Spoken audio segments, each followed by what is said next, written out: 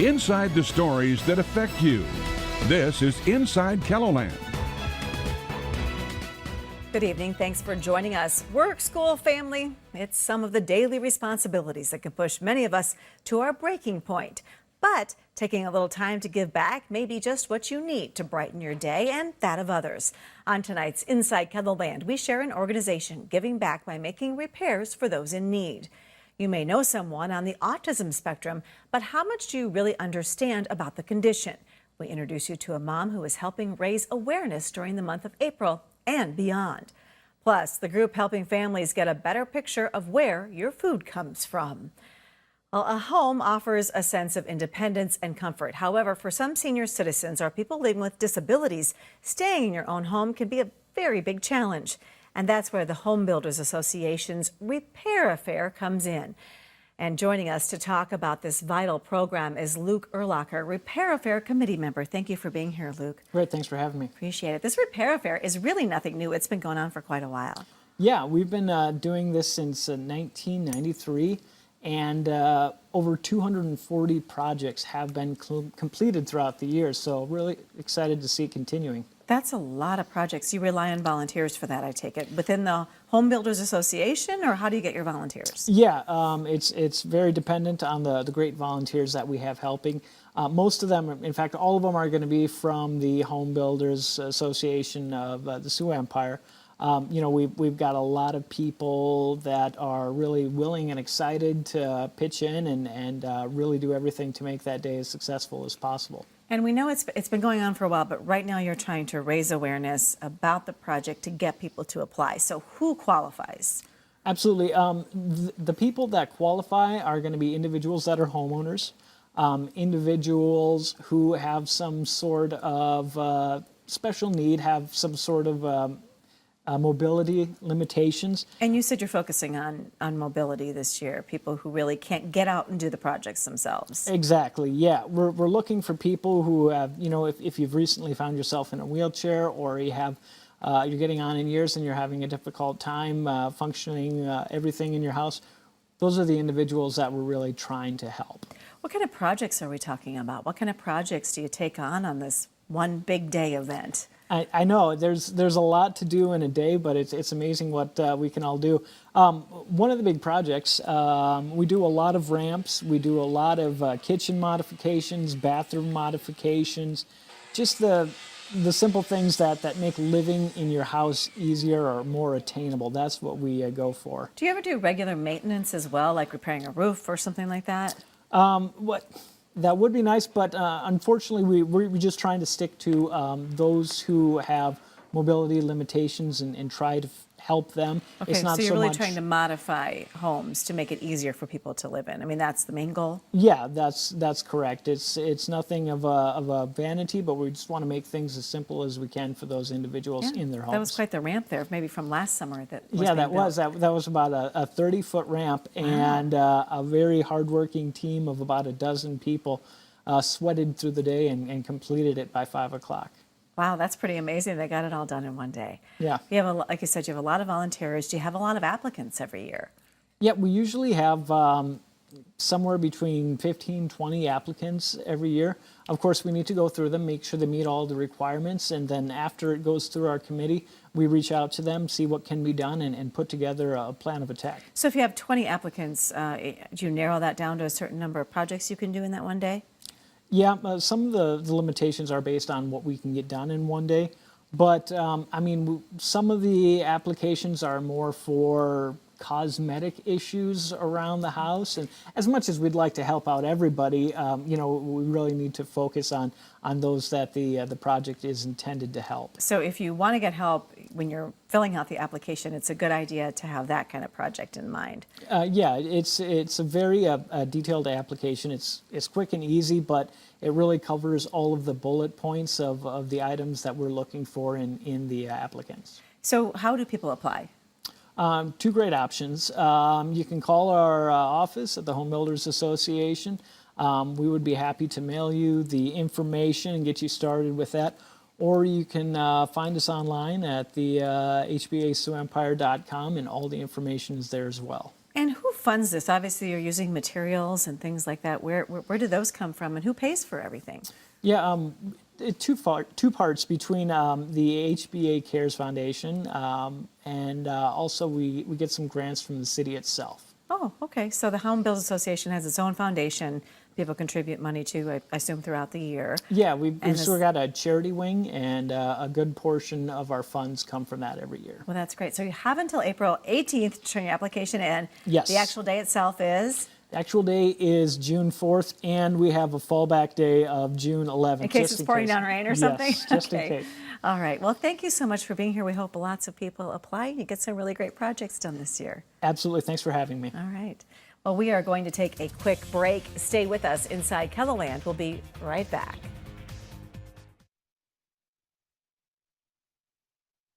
Welcome back to Inside KELOLAND. April is Autism Awareness Month, but it's not a 1 month a year experience. According to the CDC, 1 in 59 children is diagnosed with autism spectrum disorder. And while there are a variety of treatments available, as we've told you in previous KELOLAND News investigations, not all insurance policies will cover autism programs. And joining us tonight to help bring more awareness to autism is Crystal Troll. Thank you so much for being here, Crystal. Thank you so much for having me. And Crystal, you and I have talked actually quite extensively before about insurance mandates requiring certain treatments for autism. There is a therapy, and it's been around for a long time, that has been shown to be relatively effective for treating autism, and if kids are reached at a younger age. Early intervention therapy. Tell me a little bit about that therapy. So applied behavioral analysis therapy is the therapy that we focused on a lot this year in the legislation and the therapy that is found to be the most effective, most research-based, and recommended therapy for people with autism. And it just is, it's very, very effective from my own experience. I learned with my daughter. You have a daughter named Nicole. How old is Nicole? She is 4.5. Yep. And I've met Nicole. She's a cutie. Yep, she's adorable. She has benefited amazingly from ABA therapy, as it's shortened. And I credit that partially to the early intervention aspect of that. Early intervention therapy is, depending on the source, either starts by age 3 or age 5, when the child's brain is most malleable, as very commonly known, and at that time it's most likely going to have the most beneficial results. Right, the earlier the better. Exactly. So now the issue that came up this year was that ABA is actually insurance providers are required to pay for it for large groups. Correct. But it was the individuals who have children with autism in small groups, or if they have individual policies. Correct. Insurance companies are not required to pay for it. And the big issue this last legislative session was that they tried to pass a bill to require them to cover everybody under their policies. And the legislature said no, or the committee said no, and it was thrown out, correct? Yep. And I thought it was really devastating. I know for every mom out there, and you yourself were worrying about what you were going to do for your child. Exactly. Yeah, it was absolutely devastating to put all that work in, and to know that this is something that's required, that our state already requires and mandates for large group, health insurance, to know that my daughter wasn't getting coverage anymore because I have an individual insurance policy instead of a group policy because of where I work. And North Dakota is one of the states that changed that. There's some other surrounding North states Dakota that require. just last summer. Changed that, and so we're just hoping to kind of catch up with other states. Your story has a happy ending because you were able to get on a different insurance policy. Luckily, my husband had happened to start a new job at the end of last year, and so he was eligible for benefits, and so we added her to his benefit plan, and she was able to start her ABA therapy actually again yesterday. I think I spoke to about a dozen moms when I was working on this story. What are all those other moms doing? I mean, your daughter is able to get the therapy because you have new insurance. Yeah. What about all those other moms? And children. Some moms have been able to find some support with the school districts in their towns, and others I know are still just trying to figure things out. With a lot of employers, because I've heard of some parents talking about wanting to find new jobs to where they'll have the large group coverage. Or move to a different state, right? Or move to a different state, exactly. Yes, I have a couple friends that have talked about that, and one that is very serious about moving actually, and. also that they can get the insurance that is required to cover it. Well, we're going to keep covering that story and following it and see if anything happens next year. But in the meantime, what do you think is most misunderstood about autism? The spectrum aspect of it. I think people have an idea, I know I did before Nicole's diagnosis, of what autism is. How did you know that Nicole was autistic? My mom and I, my mom is a pediatric nurse, has been forever, and then my degree is in human development. So we both kind of So you're well educated. Right, in we this both area. kind of recognized early on that there was a delay. We recognized at about a year of age that she was having communication delays. We had an eval done where she was found to only have minor delays, so we were told to wait another year. I didn't wait another year. I waited 6 months because she wasn't having any progress, and at that point her delays were significant. And so then we went through the process. Like I said, she was about 12 months when we noticed that she had delays. She was 2.5 at the time of her autism diagnosis. So the whole process is very complicated. Right. Sure. So the spectrum, though, is pretty wide. Yes, range, the spectrum, correct? exactly. Yes. So, like for Nicole, her autism mainly affects her communication and social skills, whereas for other parents, other families, other people affected by autism, the symptoms can be, indescribably more concerning. I would consider Nicole, less severe in comparison to many others. There are people with symptoms of autism that include self-injurious behavior, such as headbanging, that can, cause concussions, things like that. Aggressive behavior on to their caregivers. And I want to point out what we're seeing here on the video is some of that ABA therapy that you're talking about in a number of young children with autism. And when I spoke to some of those moms, I did speak with one mother whose child could get very violent and very out of control, and she had a lot of trouble controlling him at home. Yep, and so that is one of the things, just like Nicole has had amazing, unbelievable progress with ABA with her issues, her communication skills, and her social skills. ABA can provide that same type of progress and amazing possibility for autism in general, so all of those symptoms. We're seeing autism diagnosed more frequently all the time. It's more prevalent in boys than girls, although we're seeing it diagnosed more in both sexes. Is there a reason why you think we're seeing that rise, or is it just because we're more aware? I think it's a variety of reasons. I think that is one of them. I think we're more familiar, more aware, so the diagnosis goes up because of that, just of that familiarity. And then, like I said, a variety of other reasons too. I know there's constant research going on in regards to that. So. And you have a special event, really, that's one of the main reasons why you're here. We've had an interesting conversation, but you want to tell us about a big awareness event that's coming up. Yes. So Augustana has been gracious enough to donate the space, and we are having autism awareness in April and always.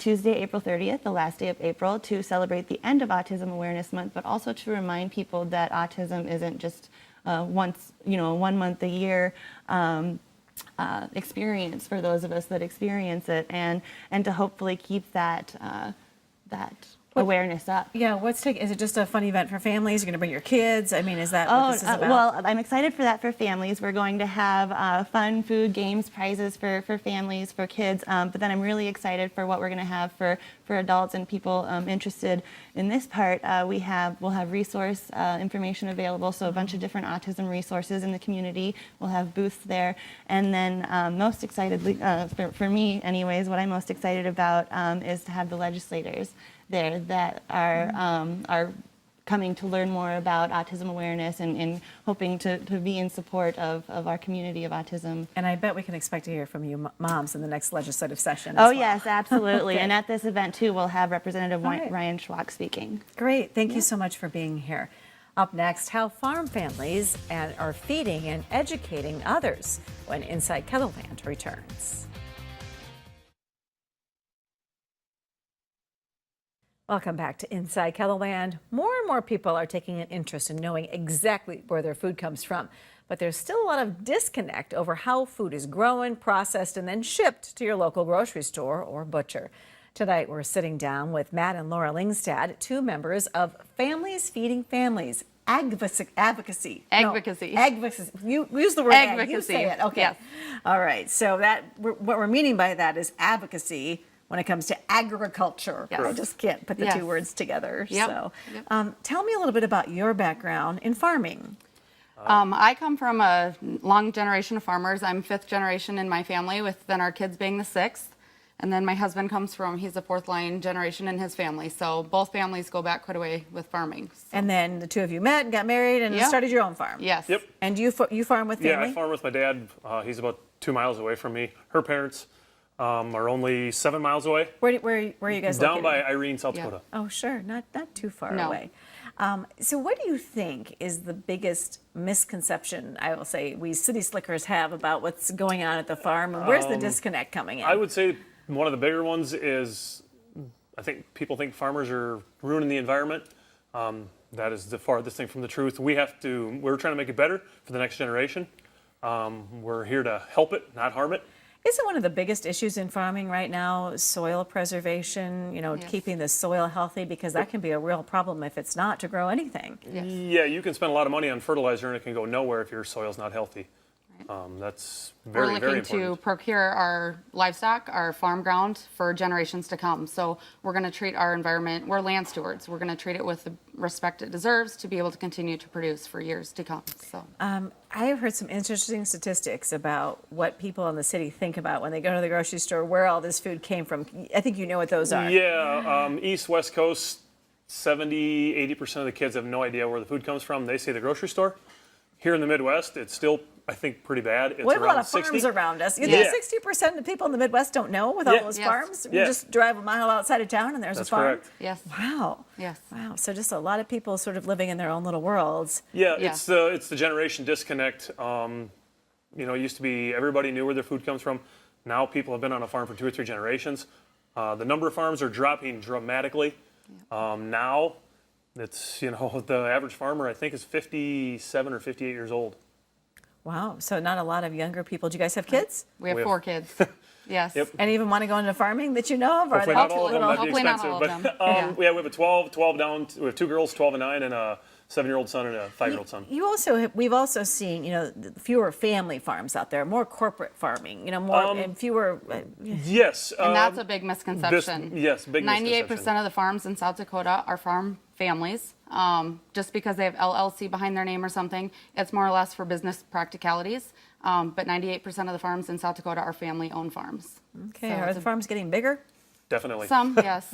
Yep. I would say But you probably have to modernize with the times, and that's what it calls for. 40 years ago, average farm probably 300 acres. 20 years ago, probably 750. Now it's all north of 1,000. There's farms in South Dakota, northern South Dakota, that I think are 8 to 10,000, but they're still family farms. Tell me a little bit about why you got involved in this group. There's been a lot of pushback against agriculture and the techniques used today. Just like anything else that modernizes farming, we cannot continue to do it in the dark ages, or we're going to end up dying out. And so just to continue with modernization of farming, it's looked at pretty negatively, especially on social media. You see a lot of pictures out there portraying farming negatively. And so just to kind of get out there again and educate to people and kids what farming is. One thing I learned, there's been a lot of interest in organic products, but really organic farming only makes up a very small percentage of the farms out there. Right. Correct. Yep. And it's a really hard niche market to try and get into, and it's a lot more expensive, so it's not for everybody. And when you're looking at feeding society, you have to look at the big picture and what it takes to produce for society. So. Right now, every one farmer produces enough food for 50, 60 people in the world. By 2050, that's going to have to double. And it's been a tough year for farmers this Very last tough. year with trade issues and Yep. all kinds of things and Yes. commodity prices. It's Yep. been not an easy Input year. costs are going up and prices are declining or decreasing. It's going to be tough. Yeah, and it's your own business. I mean, Yeah. you want to make a go of it. Tell me a little bit about this event. What's happening? So we're having an event April 13th at the 4-H grounds in Yankton. Doors open at 5. It's called AGvocacy Farm Families Speak Up. So you're saying that better than I am. Yes. Advocacy. It's one we have to learn how to Advocacy. say, AGvocacy. Trying to educate the community and farmers about farming. Farmers can get out and tell their story, why they're doing what they're doing, and educate their neighbors what's going on the farm. We have a free will donation. Keynote speaker Trent Luce. He's a Central Nebraska rancher who's also a radio host, blogger, and speaker who focuses on bridging the rural and urban divide with farming. We'll have social time for our farmers and community members, live and silent auction, and we'll wrap up with some live music. Sounds like a fun day. Yeah, it's gonna and be a long, lots fun of day. education going on. Yes. Yes. Yep. Great. Everybody is invited. Yes. Everybody. Everybody's invited. Farmers, community members, agribusiness supporters, anybody. Come learn, come have fun, come get to meet your farm neighbors. So. Okay. Well, thanks for all the hard work that you two do too to feed all of us. You're welcome. Yes. Well, we are going to take a quick break. Inside KELOLAND will be right back.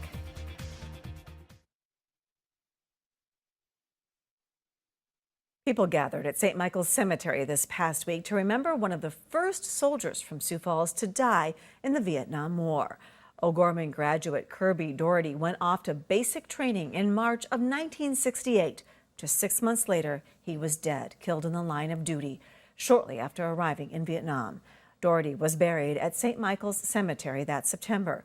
But as KELOLAND's Perry Groten reports, it took more than 50 years to receive the military honors he was due. Honoring the sacrifice of a Sioux Falls soldier more than a half-century after his death. I'm very thankful and honored that they're doing this for my brother. Nancy Preston was 10 years old when her brother, Kirby Doherty, was killed in Vietnam. I miss what could have been. You know, I mean, having a big brother and having my kids have an uncle. So. Doherty's family refused military honors during his burial at St. Michael's Cemetery back in 1968. My mother wasn't a real big fan of guns. It's not like she opposed the war or anything, but she just wasn't a person that was like guns, so she opted not to have that. Technology, which didn't even exist 50 years ago, helped make this service happen. Social media posts commemorating Doherty's death last fall created an outpouring within the community. I mean, the people that responded were, it was unbelievable. I mean, this post just blew up. Playing taps struck a personal note for Gary Marquardt, who played football with Doherty at O'Gorman. When you're 19 years old, you don't expect friends to show up dead. And then I heard the details. It was his first mission into the field when he got killed, and ended up spending a night alone in the jungle. It was an awful thing to think about. Doherty died during a time when the Vietnam War divided the country. But 50 years later, the emotional wounds are mending at the graveside of soldiers like Doherty, who paid the ultimate price. That those guys were doing their duty, serving their country, and like Kirby, many of them gave their lives. In Sioux Falls, Perry Groten, KELOLAND News. Marquardt, who wasn't able to serve in Vietnam because of an ulcer, is a member of Bugles Across America, which provides free live performances of taps at military funerals. We have a link to their website on this story at KELOLAND.com. And you can find out more about all of today's topics online on KELOLAND.com. Just click on the Inside KELOLAND section. And join us every Sunday following our 10 o'clock news right here on KELOLAND TV. That's all the time we have for today. Be sure to join us again next week for more on what's going on inside KELOLAND.